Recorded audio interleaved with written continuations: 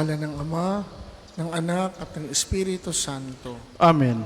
Sumainyo ang Panginoon. At sumainyo rin. Ihanda natin ang ating mga sarili sa ating pakikiganap sa banal na misa.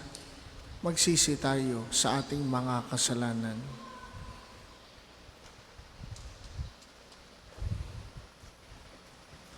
Sinugong tagapagpagaling sa mga nagsisisi, Panginoon, kaawaan mo kami. Panginoon, kaawaan mo kami. Dumating na tagapag-anyayang mga makasalanay magsisi, Kristo, kaawaan mo kami. Kristo, kaawaan mo kami. Nakaluklok ka sa kanan ng Diyos Ama para ipamagitan kami. Panginoon, kaawaan mo kami. Panginoon, kaawaan mo kami. Kaawaan tayo na makapangyarihang Diyos, patawarin tayo sa ating mga kasalanan at patnubayan tayo sa buhay na walang hanggan. Amen. Manalangin tayo.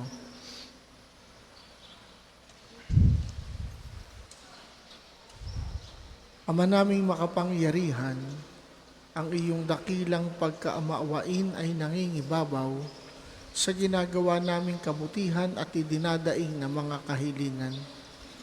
Ang kagandahang loob mo sa amin ay gawin mong mag-umapaw upang ang kasalanang ipinangangambang ihingi ng kapatawaran na budhi naming takot na ikaw ay lapitan ay patawarin mo ng lubusan at ang ipinag-aalangan naming hilingin sa pagdarasal ay iyong pagbigyang aming makamtan sa pamamagitan ng Hesukristo kasama ng Espiritu Santo, magpasawalang hanggan. Amen.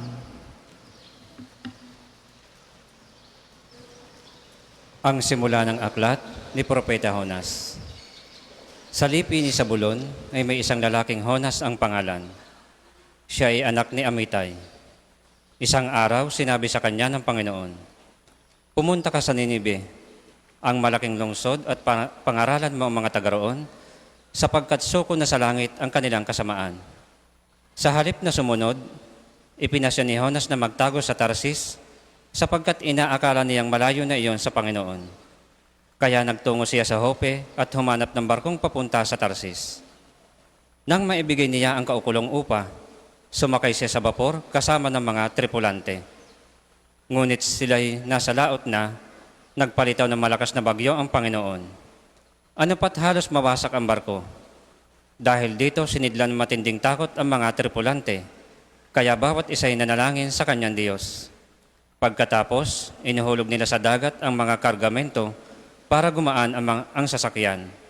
Samantala, si Jonas ay mahimbing na natutulog sa isang sulok sa ibabang palapag ng barko. Nakita siya ng kapitan at ginising. "Hoy, tulog ka ng tulog diyan. Bumangon ka at manalangin sa Diyos mo. Baka sakaling kaawaan tayo at iligtas sa kamatayan." Nag-usap-usap ang mga tripulante. Magsapalaran tayo para malaman natin kung sino ang dahilan ng lahat ng ito. Gayon nga ang ginawa nila at nabunot ang pangalan ni Jonas. Kaya't siya'y kinausap nila. "Nagsapalaran kami para malaman kung sino ang may kasalanan at ikaw ang nabunot. Ano ba ang ginagawa mo rito at taga saan ka?" "Ako ay Hebreyo," sagot ni Jonas. "Nananalig ako sa Panginoon, ang Diyos ng kalangitan, ang lumikha ng dagat at lupa." Bago pa ito nangyari, sinabi ni Jonas na pinagtataguan niya ang Panginoon. Kaya sa malaking takot, pahilakbot nilang sinabi kay Jonas, "Napakalaki ng ginawa mong kasalanan." Lalong lumakas ang bagyo, kaya si Jonas ay kinausap uli ng tripulante. "Ano ang ibig mong gawin namin sa iyo para pumayapa ang dagat? Ihagis ninyo ako sa dagat, sapagkat alam kong ako ang dahilan ng nangingit-ngit na bagyong ito," sagot niya. Pinipilit sana ng mga tripulante na itabi ang bapor, ngunit wala silang magawa sapagkat lalong lumalakas ang bagyo. At nanalangin sila ng ganito, "Panginoon, naway huwag ninyo kaming parusahan o ibilang na mamamatay tao. Sa gagawin namin sa taong ito, yamang kayo na rin ang nagpahiwatig ng dapat naming gawin." Pagkasabi nito, binuhat nila si Jonas at inihagi sa dagat. At bigla itong pumayapa. Dahil dito, sinidlan sila ng matinding takot sa Panginoon, kaya't naghandog sila at namanata sa Kanya. Ang Panginoon naman ay nagtalaga roon ng isang dambuhalang isda. Nilulun nito si Jonas Siya'y nanatiling 3 araw, 3 gabi sa tiyan ng isda. Nang si Jonas ay nasa tiyan ng isda, nanalangin siya. Kinausap ng Panginoon ng isda at si Jonas ay iniluwa nito sa dalampasigan. Ang salita ng Diyos. Salamat sa Diyos. Ang tugon po sa Salmo. Sa tiyak na kakamatayan, ako'y pinagsanggalang. Sa tiyak na kamatayan, ako'y ipinagsanggalang. Nang si Jonas ay nasa tiyan ng isda, nanalangin siya. Sa tiyak na kamatayan, ako'y ipinagsanggalang. Poon, nang ako'y nasa kagipitan, nanalangin ako sa iyo at sinagot mo ako. Mula sa kalalimang walang katulad, ako'y tumawag sa iyo at dininig mo ako. Sa tiyak na kamatayan, ako'y ipinagsanggalang. Inuhulog mo ako sa pusod ng dagat, napadpad ako sa laot ng karagatan at natabunan ng malalaking alon. Sa tiyak na kamatayan, ako'y pinagsanggalang. Sinabi ko, nalayo ako sa iyo. Kailan ko kaya makikita uli ang banal mong templo? Sa tiyak na kamatayan, ako'y pinagsanggalang. Nang maramdaman kong napupugto na ang aking hininga, naalala kita, Poon. Ako'y dumaing at narinig mo ako mula sa iyong banal na templo. Sa tiyak na kamatayan, ako'y pinagsanggalang. Magsitayo po lahat.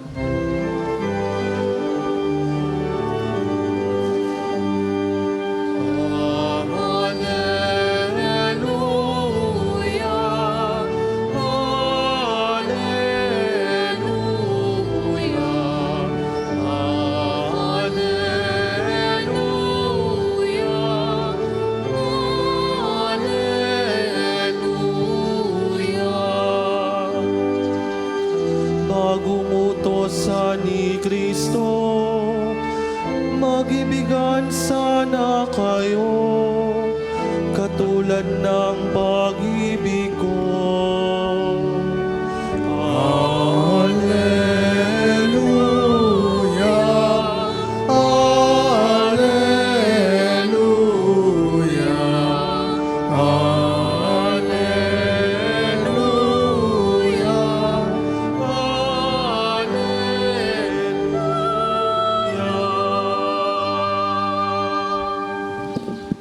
Sumainyo ang Panginoon. At sumainyo rin.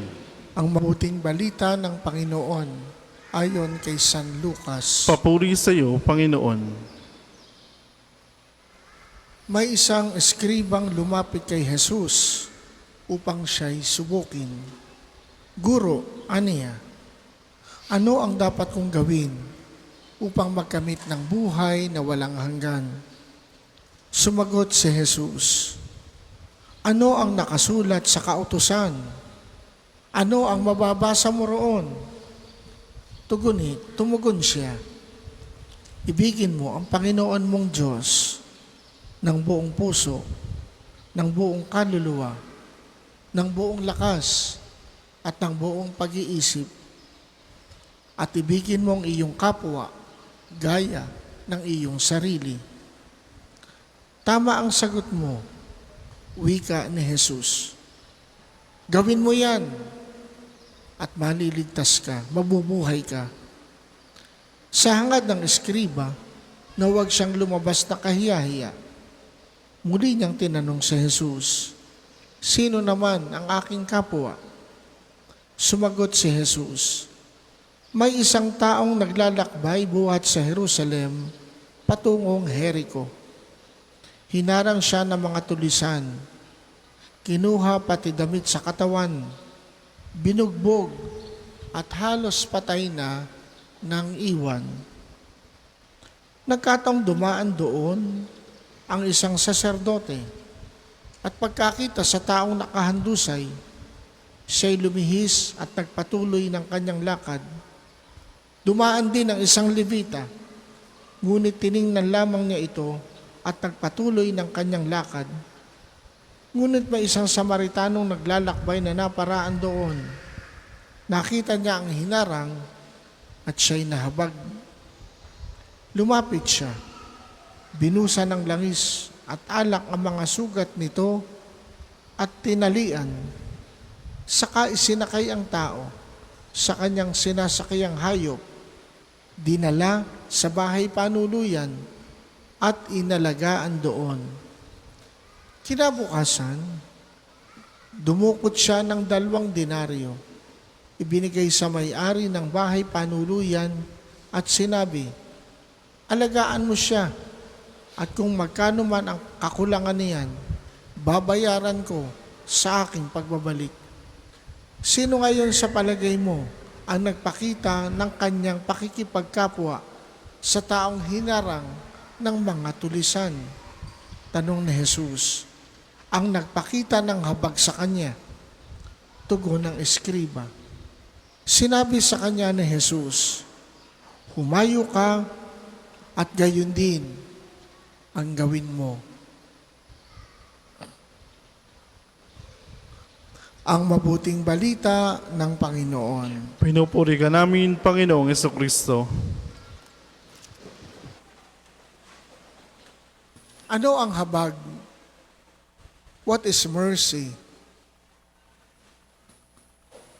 Mercy is not a noun. It is a verb. Action word ang mercy. Sa Tagalog, pandiwa, kumikilos, gumagawa, and therefore, may nangyayari. Yan ang habag. Kitang-kita natin yan sa Ebanghelyo ngayon that mercy is an action word.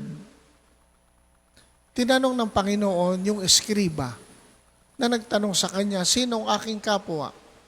Na ang tanong naman ng Panginoon, sino ang nagpakita ng pakikipagkapwa? Anong sagot ng eskriba? Ang nagpakita ng habag. Yung habag pala, ipinapakita. Mercy is shown. It is put into action. Kaya nakikita dahil may nangyayari. Hindi ito damdamin lang.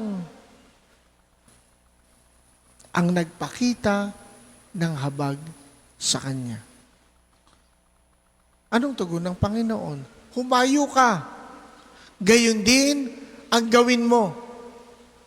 So kung anong ginawa nung Samaritano doon sa taong iniwan na halos patay na, ang sabi ng Panginoon doon sa eskriba, gayon din ang gawin mo. Hindi sinabing, sana'y gayon din ang maramdaman mo. Gayon din ang gawin mo. So ang habag pala, ginagawa. At anong sabi pa? Sa simula ng kwento tungkol sa mabuting Samaritano, nakita niya ang hinarang at siya'y nahabag. So yung unang 2 dumaan, yung pari, yung saserdote, yung levita na may tono pa rin ng pagkapari, nakita lang nila yung taong nakahandusay, pero nilampasan lang, dinaanan lang. Ang mabuting Samaritanong ito, matapos makita, nahabag. And that spells out the difference. Habag. Ano yung habag ng mabuting Samaritano? Isa-isahin natin. Paano ipinakita ng Samaritano ang kanyang habag? Lumapit siya. Kung yung 2 nauna na dumaan, lumihis ng daan. Umiwas. Ito, dahil sa habag, lumapit.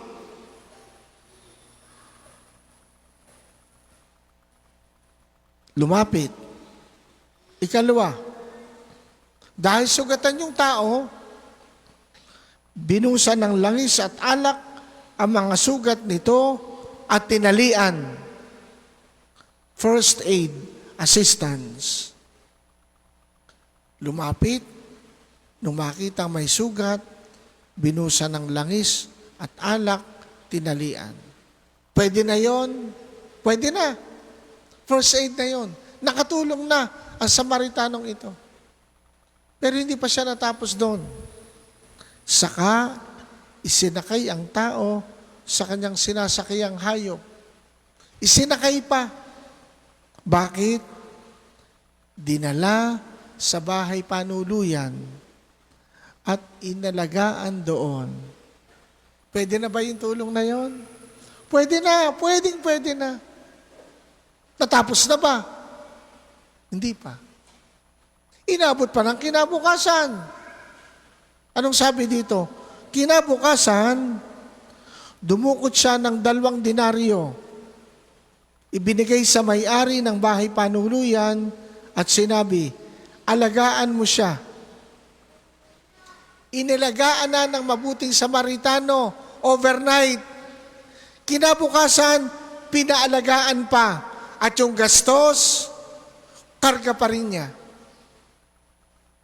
At kung magkano man ang kakulangan ko, babalik ako. Babayaran kita sa aking pagbabalik.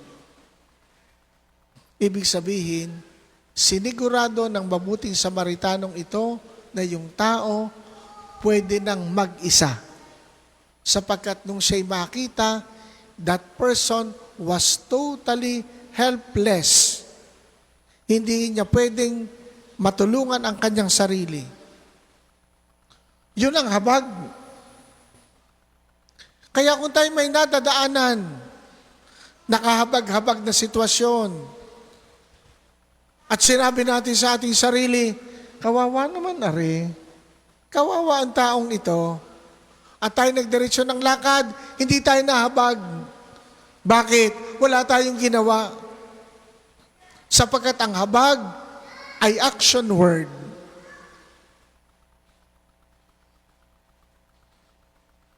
Siguro naranasan na ninyo dahil maraming beses ko na rin naranasan, nakakaramdam tayo ng awa. Pero hanggang doon na lang. Lalampasan natin. Pag malayo na tayo, saka tayo mapapaisip, ba't di ako tumigil? Ba't wala akong ginawa? Yun ang problema. Yung habag natin, hinahayaan nating magdikta sa kung ano ang gagawin natin. Kaso natatalo ng ating justification, ng ating reasoning. Nako, baka ito'y sindikato. Sabi ng isip, baka ito'y sindikato. Hindi na lang.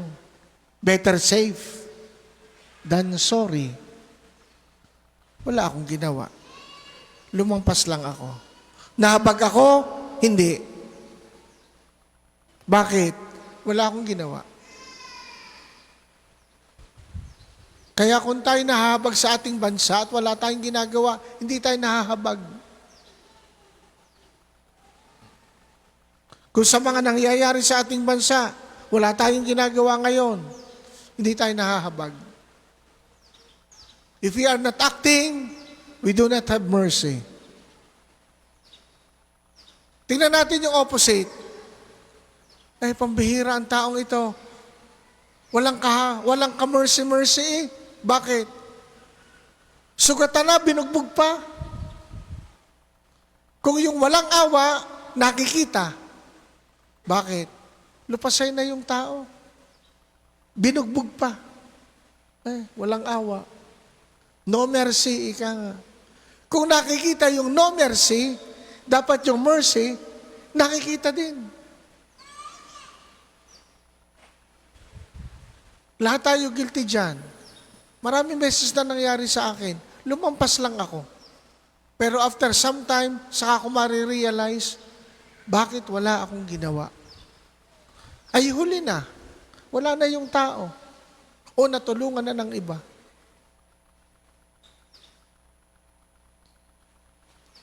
Yung nararamdaman nating habag, yun saan ang hayaan nating magtulak kung saan tayo dadalhin.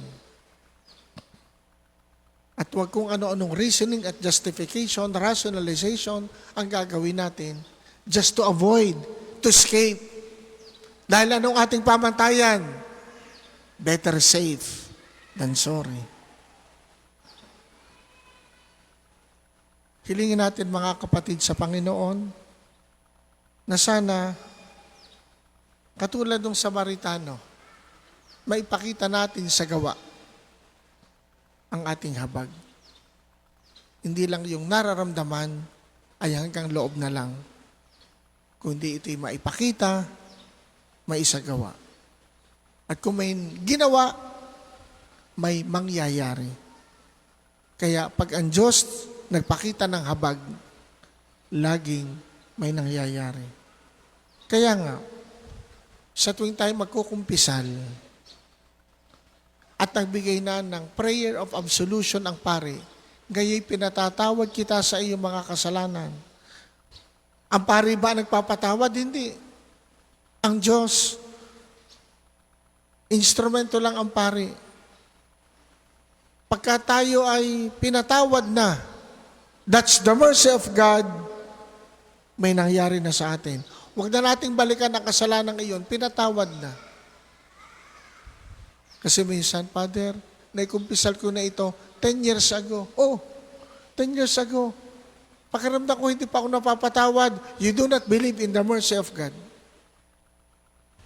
Kung tayo totoo sa ating pagkukumpisal at pinagsisihan na natin, nagbago na tayo, kung nagawa naman natin yon at naikumpisal natin, wala na yun sa Diyos, pinatawad na. The mercy of God works. Gumagawa, gumagalaw ang awa ng Diyos. Sana tayo rin.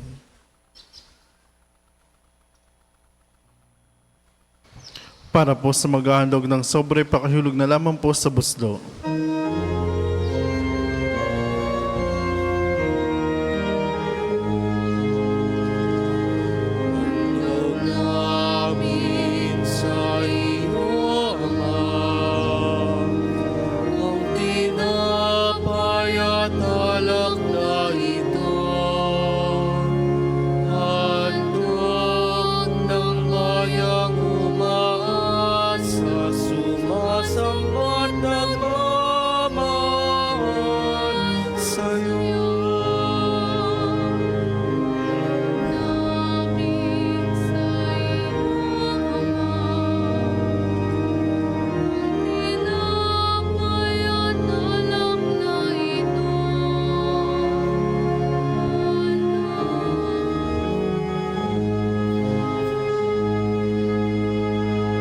Magsitayo po ang lahat. Manalangin kayo mga kapatid upang ang paghahain natin ay kalugdan ng Diyos Amang makapangyarihan. Tanggapin nawa ng Panginoon itong paghain sa iyong mga kamay, sa kapurihan niya at karangalan sa ating kapakinabangan at sa buong sambayan niyang banal.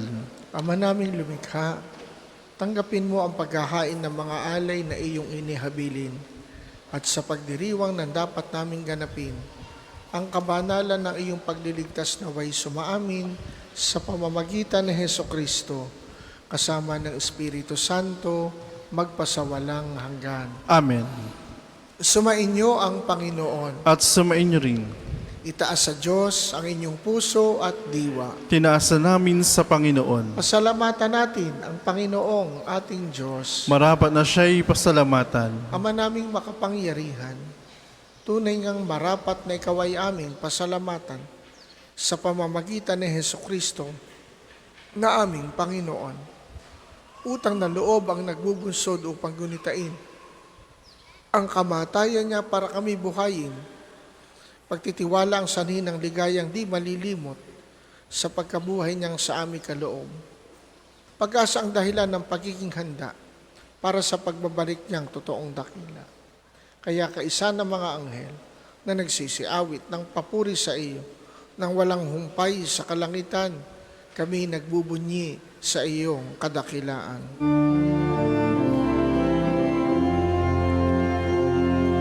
Santo, Santo, Santo, Panginoong Diyos, ang langit at lupa ng kadakilaan mo. Hosana, Hosana, Hosana sa kaitaasan. Hosana, Hosana, Hosana sa kaitaasan. Pinagpalang na paririto sa ngalan ng Panginoon. Hosana, Hosana, Hosana sa kaitaasan. Hosana, Hosana, Hosana sa kaitaasan.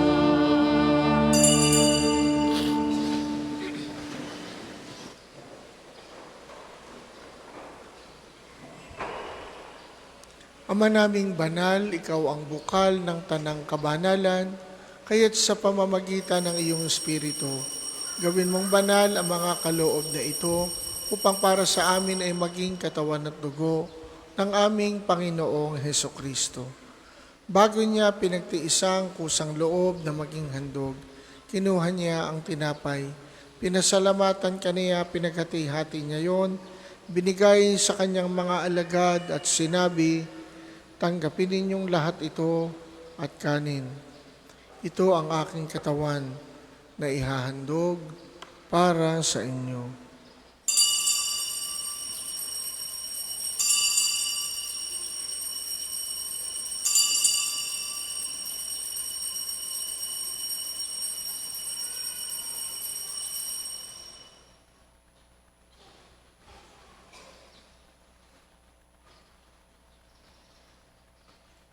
Gayon din naman nung matapos ang hapunan, kinuha niya ang kalis, muli kanyang pinasalamatan, ibinigay niya ang kalis sa kanyang mga alagad at sinabi, tanggapin ninyong lahat ito at inumin.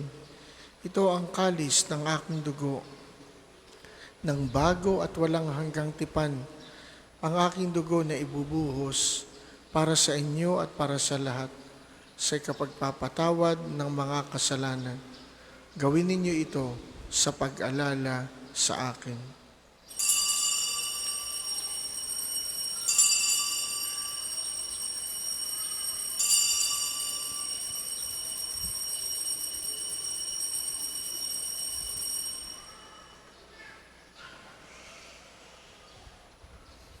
Pagbunyi natin ang misteryo ng pananampalataya.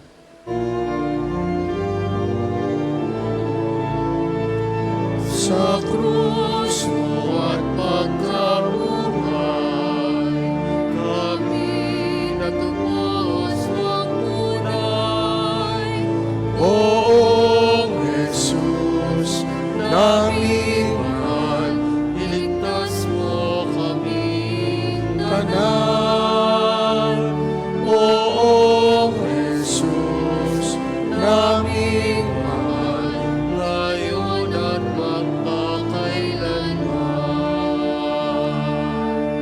ginagawa namin ngayon ang pag-alala sa pagkamatay at muling pagkabuhay ng iyong anak, kaya tiniaalay namin sa iyo ang tinapay na nagbibigay buhay at ang kalis na nagkakaloob ng kaligtasan. Kami nagpapasalamat dahil kami iyong minarapat na tumayo sa harap mo para maglingkod sa iyo.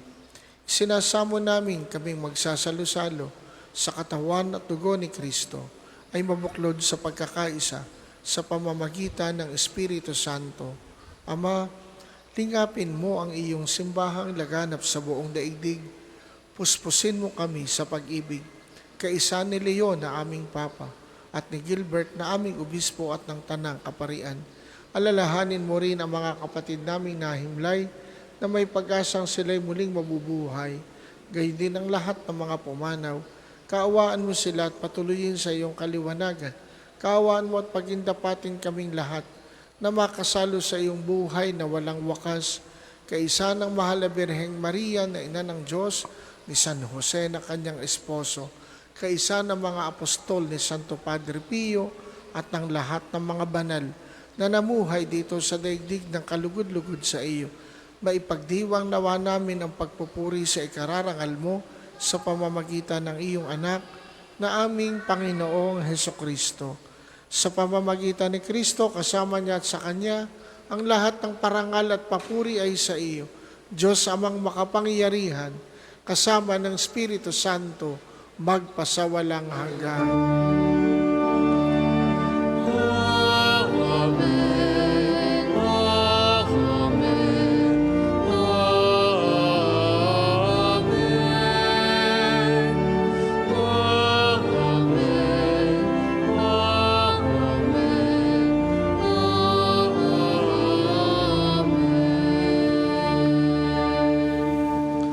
Sa tagubili ng mga nakagagaling na utos sa turo ni Jesus, na Panginoon natin at Diyos, ating dasalin ng lakas loob, Ama namin, Sumasalangit ka, sambahin ang ngalan mo, mapasa amin ang kaharian mo, sundin ang loob mo, dito sa lupa para ng sa langit. Bigyan mo kami ngayon ng aming kakanin sa araw-araw, at patawarin mo kami sa aming mga sala, para ng pagpapatawad namin sa nagkakasala sa amin. At huwag mo kaming pahintulo sa tukso, at iadya mo kami sa lahat ng masama. Hinihiling namin kami adiya sa lahat ng masama, pagkalooban ng kapayapaan araw-araw iligtas sa kasalanan, at ilayo sa lahat ng kapahamakan samantalang aming pinananabikan ang dakilang araw ng pagpapahayag ng tagapagligtas naming si Hesukristo. Sapagkat iyo ang kaharian at ang kapangyarihan at ang kapurihan magpakailanman. Amen. Panginoong Hesukristo, sinabi mo sa iyong mga apostol, kapayapaan ang iniiwan ko sa inyo, ang aking kapayapaan ang ibinibigay ko sa inyo. Tunghayan mo ang aming pananampalataya at huwag ang aming mga pagkakasala. Pagkalooban mo kami ng kapayapaan at pagkakaisa ayon sa iyong kalooban, kasama ng Espiritu Santo, magpasawalang hanggan. Amen. Ang kapayapaan ng Panginoon naway laging sumainyo. At samain niyo rin. Magbigayan kayo ng kapayapaan sa isa't isa.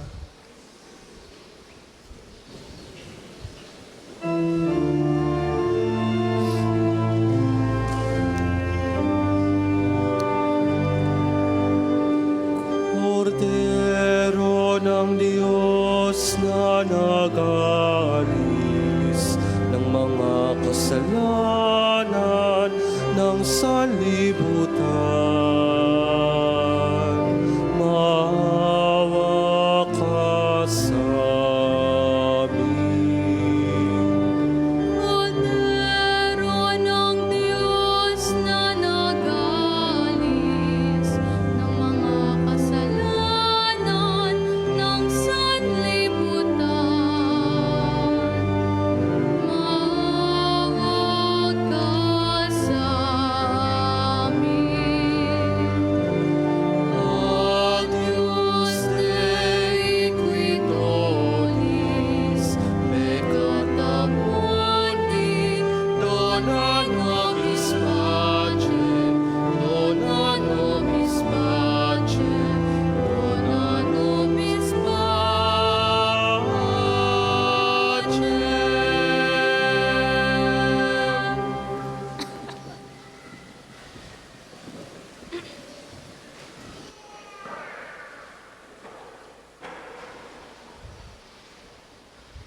Ito si Jesus, ang Kordero ng Diyos, na nag-aalis ng mga kasalanan ng sanlibutan.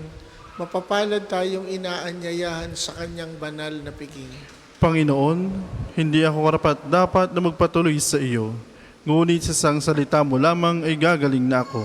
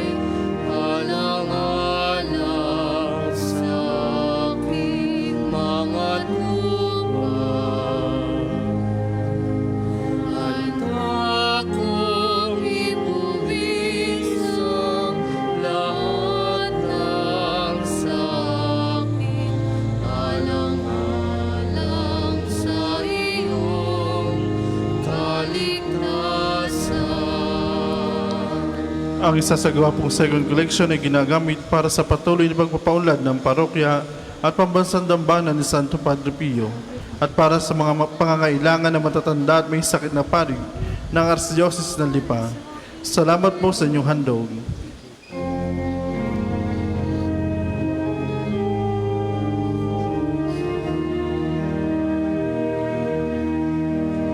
Kahit na walay sa'king piling, ikaw ang aking hahanapin. At kapag ika'y natagpuan,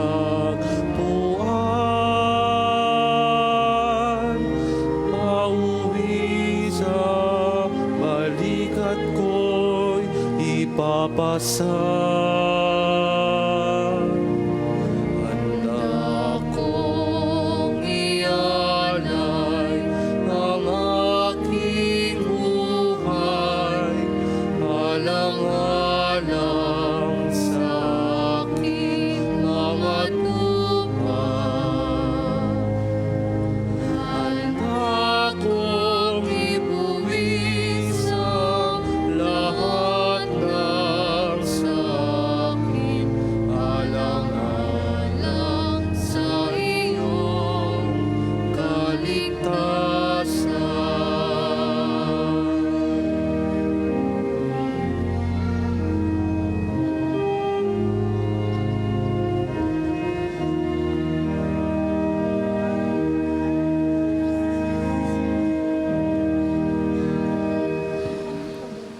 Magsitayo po ang lahat.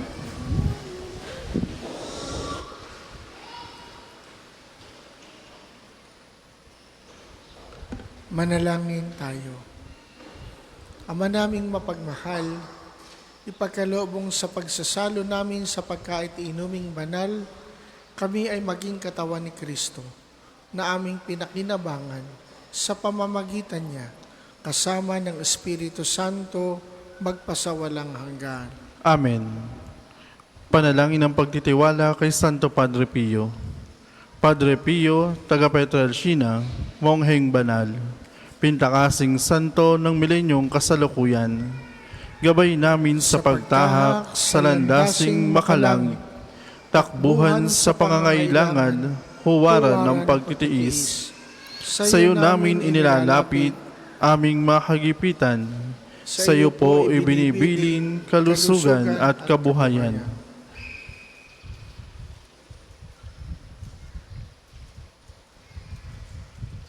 Di man karapat-dapat, kami po ay pagbigyan, bendisyonan at basbasan, maging ganap sa buhay. Lumayo nawa kami, umiwas sa kasalanan, lumapit lagi sa Diyos, maging matatag at matibay. Sa mabuting balita ng pagliligtas, turuan mo kami nawa, sa tuwina ay makinig, magnilay at sumampalataya. Amin pong pakiusap itong mga kahilingan, puso ay nagsisisi, nagtitikang taimtiman, di na muling magkasala, sunod lagi sa Diyos Amang, kaisa ng Espiritu at ni Jesus sa tagapamagitan. Amen. Panalangin para sa pagkakamit ng Indulensya Plenaria ngayong taon ng Jubileo. Sumasampalataya ako sa Diyos Amang makapangyarihan sa lahat, na may gawa ng langit at lupa. Sumasampalataya ako kay Jesucristo, isang anak ng Diyos, Panginoon nating lahat.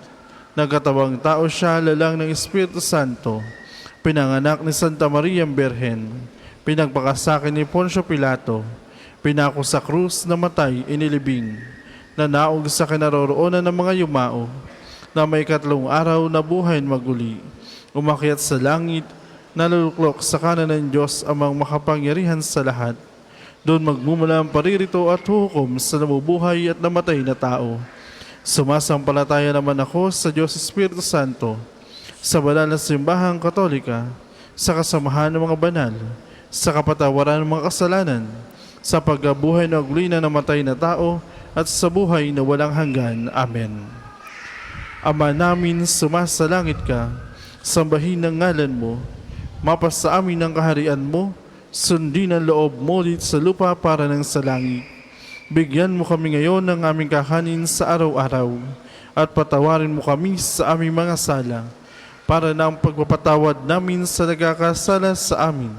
At huwag mo kaming ipahintulot sa tukso, at iadya mo kami sa lahat ng masama. Amen. Aba, Ginoong Maria, napupuno ka ng grasya.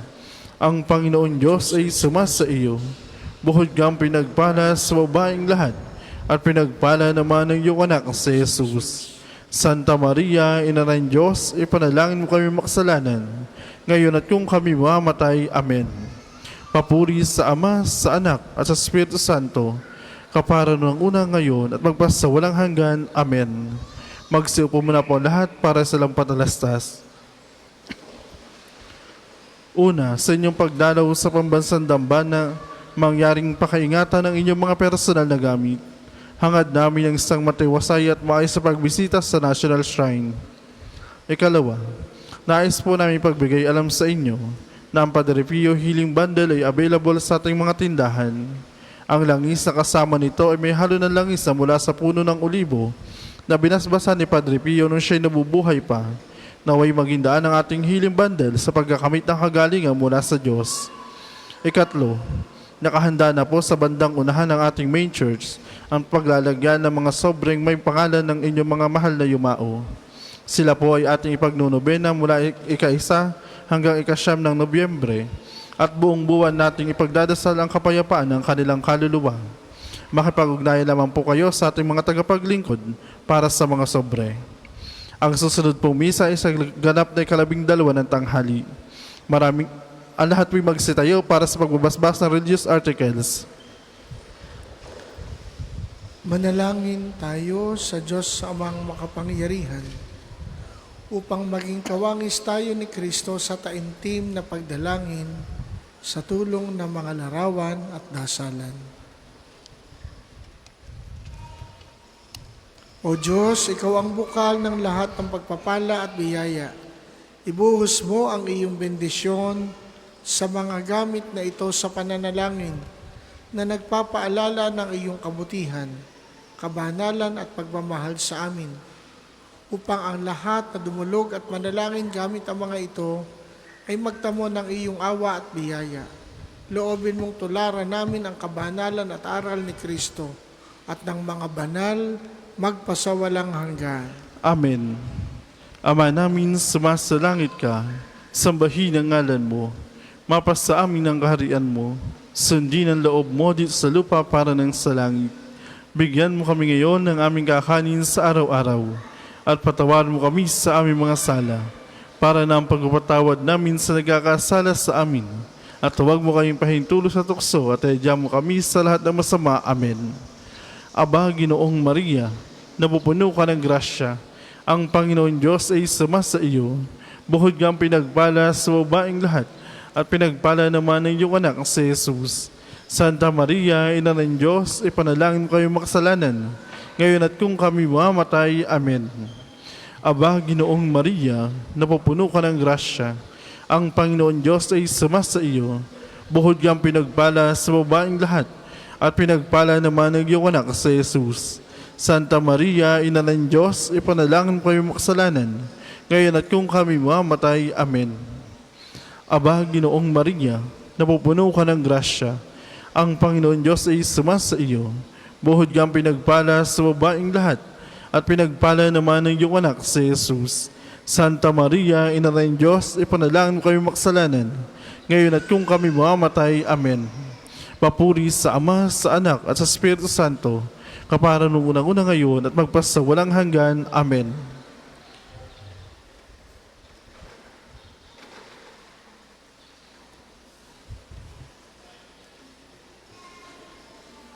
Sumainyo ang Panginoon At sumain niyo rin. at pagpalain kayo ng makapangyarihang Diyos, Ama, Anak at Espiritu Santo. Amen. Humayo kayong taglay ang kapayapaan, tapos na ang ating pagdiriwang. Salamat sa Diyos.